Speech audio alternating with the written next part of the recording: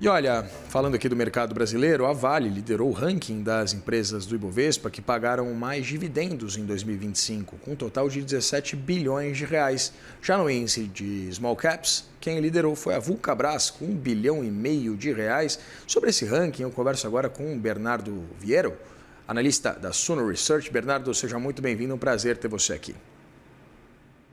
Eu que agradeço. Boa tarde, Irajá. É um prazer compartilhar a visão da Suno por aqui. Muito boa tarde, prazer é todo nosso. Bernardo, eu queria entender exatamente esses fundamentos por trás do pagamento de dividendos, tanto da Vale quanto, se a gente pensa no mercado de small caps, da Vulcabras. O que posicionou essas empresas como os principais destaques nesse levantamento? Queria também que você destrinchasse os outros destaques, por gentileza. Perfeito, né? Assim, olhando para as empresas que compõem o Ibovespa, principalmente, né? Acho que já era bem esperado dividendos substanciais na medida em que o índice, ao longo do tempo, ele filtrou, né, como mais relevantes exatamente aquela cesta de negócios que a gente costuma falar que deram certo no Brasil, né? Como companhias de commodities, financeiras, de energia, por exemplo. De modo geral, né, existe outra característica que está correlacionada com o peso que essas empresas ganharam na nossa cesta, né? Nesse processo até de galgarem relevância na economia nacional, né, e até com negócios que são mais exportadores, esses negócios desses setores que eu citei também atingiram uma certa maturidade que torna os resultados mais previsíveis, né? Quando você atinge um patamar em que não tem mais tanto para onde crescer e também tem uma boa noção do quanto vai poder entregar de resultado em 3, 5 anos, a decisão de reter menos lucros internamente, distribuir a maior parte, né, a maior fatia deles, pode ser tomada com mais prudência do que em outros negócios que não poderiam preservar essa mesma cautela tomando uma medida semelhante. Então, de maneira geral, eu vejo que muito vem disso, tá? Em bancos, nas elétricas, em empresas específicas também, como Vale e Petrobras, que já são muito grandes e operam em uma lógica mais de manutenção dos resultados atuais. Agora, é inegável também, e vale destacar aqui, que para além do cenário padrão para 2025 já ter se iniciado com uma boa perspectiva de dividendos, isso também ganhou um empurrão, vamos colocar dessa forma, da reforma do IR, né? Que garantiu isenção para proventos declarados até o final de janeiro agora de 2026, o que quer dizer que ainda tem um tempinho também para quem não se antecipou surpreender nesse sentido. E aí, olhando mais especificamente para small caps, além da Vulcabras como um destaque, eu diria que as construtoras, né, por estarem em uma fase de ciclo mais favorável para a geração de caixa, combinando isso com esses incentivos adicionais da reforma pontual do IR, também se destacaram em termos de proventos. Fora a expansão também do mercado de crédito imobiliário, né, Bernardo? Bernardo, muito relevante isso que você traz sobre a isenção do imposto de renda, né, sobre esse projeto, até porque temos essa contrapartida da taxação de alguns investimentos. Então a gente pode esperar que de alguns rendimentos de investimentos, né?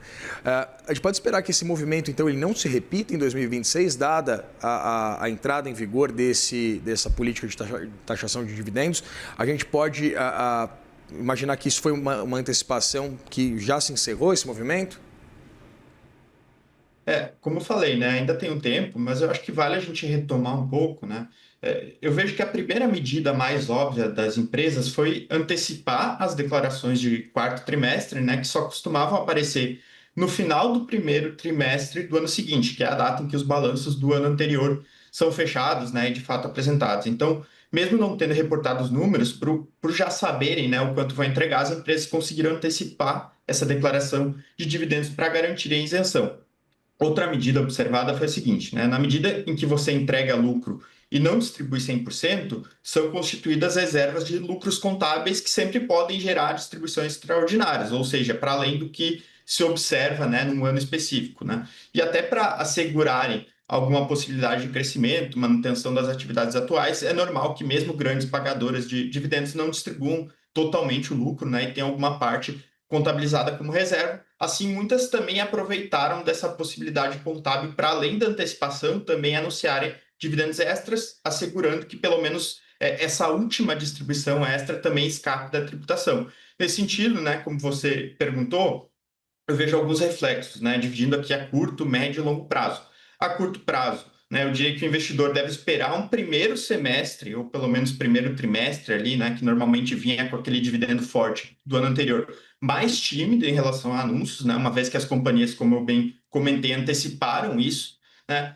A médio prazo, negócios que costumavam operar com certo patamar maior de caixa, mas que decidiram drenar um pouco desse caixa por conta desse incentivo, também devem segurar um pouco mais, até pelo menos rebalancearem esse patamar de caixa para um nível semelhante ao do anterior. Só que a longo prazo, eu retomo aqui a perspectiva até que a gente tinha para o final, né, no final de 2024. Com ou sem impulso dessa questão da reforma tributária agora, as empresas que compõem a nossa bolsa, elas não deixaram de ser negócios maduros, lucrativos e estáveis. Então, eu devo seguir vendo uma distribuição, né, um nível de distribuição de dividendos como um fator primordial do retorno das nossas bolsas. Isso eu estava até abrindo aqui esse levantamento, Bernardo, que traz, né? A Vale em primeiro lugar, o Itaú Unibanco em segundo, a Ambev em terceiro e a Petrobras em quarto. Itaúsa logo em seguida, temos a Axia Energia. Esses papéis com uma relevância maior, né? Com pelo menos uma participação maior no nosso índice Bovespa.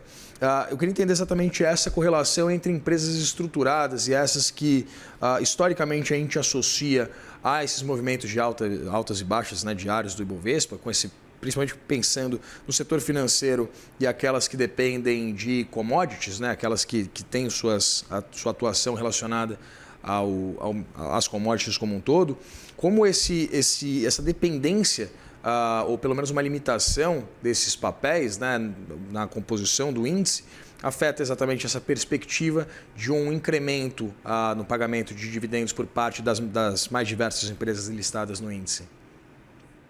Eu acho que tem os dois lados da moeda, né? Na medida em que você tem empresas maduras, né, como principais do índice, você tem talvez o fator do crescimento do dividendo, de certa forma, limitado ao longo do tempo, tá? Só que ao mesmo tempo você tem um nível de incerteza muito menor e uma estabilidade muito maior. Então, quando eu olho para uma Vale, né, para uma Petrobras, para um grande banco, por exemplo, né, são negócios que já têm um tamanho de produção, um nível de número de agências, de crédito concedido, etc., já bastante elevado e amadurecido ao longo do tempo. Então, você não vai ver, né, uma expansão tão acentuada nesse sentido, mas ao mesmo tempo você tem uma estabilidade muito maior, tá? Então, o investidor talvez ele perca um pouco no lado do crescimento, mas ele ganha um pouco no lado de ter menos risco de incerteza, né?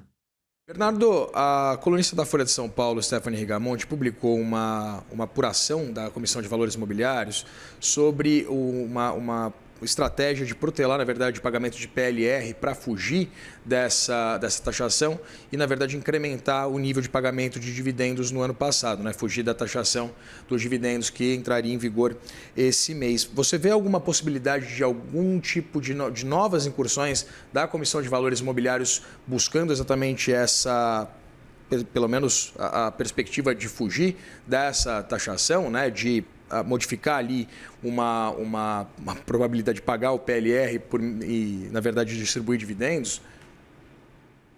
Eu diria que é o momento em que a criatividade das empresas nesse sentido está sendo colocada em prova, né? A gente viu também, por exemplo, a Axia, né, que optou por uma bonificação com ações conversíveis ou possíveis dela recomprar, né? Então, ela consegue escalonar isso em algo semelhante a um dividendo, que seria uma recompra, na medida em que ela quiser fazer isso para não conflitar com aquela regra que, se ela reportasse, né, todas essas reservas em dividendos em si, ela precisaria, pela lei das SA, pelo menos, distribuir tudo até o final de 26, e isso poderia ocasionar uma drenagem muito grande do caixa, tá? Essa questão do PLR é outra estratégia nesse sentido, né, para talvez desviar desse foco, preservar um pouco mais o caixa da empresa no curto prazo e ainda manter essa isenção, tá? Então, as empresas, de maneira geral, elas estão adotando algumas medidas não tão usuais nesse sentido. A questão do PLR é uma, a da bonificação, né, de ações que podem ser recompradas também é outra. Conversei com o Bernardo Vieiro, analista da Suno Research. Bernardo, muito obrigado pela disponibilidade de conversar com a gente aqui no Money. Eu que agradeço. Tchau, tchau. Até mais, abração.